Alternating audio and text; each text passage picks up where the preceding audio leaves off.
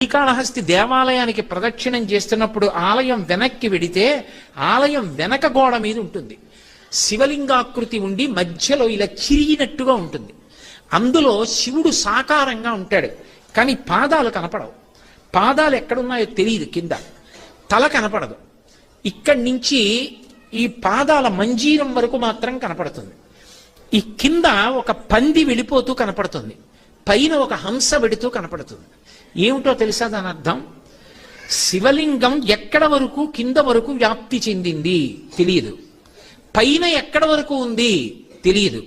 అది వెతకడానికే బ్రహ్మ విష్ణువులు ఇద్దరూ ఒకానొకప్పుడు హంస రూపాన్ని వరాహ రూపాన్ని పొంది ప్రయత్నించి మేము కనుక్కోలేకపోయాము అన్నారు.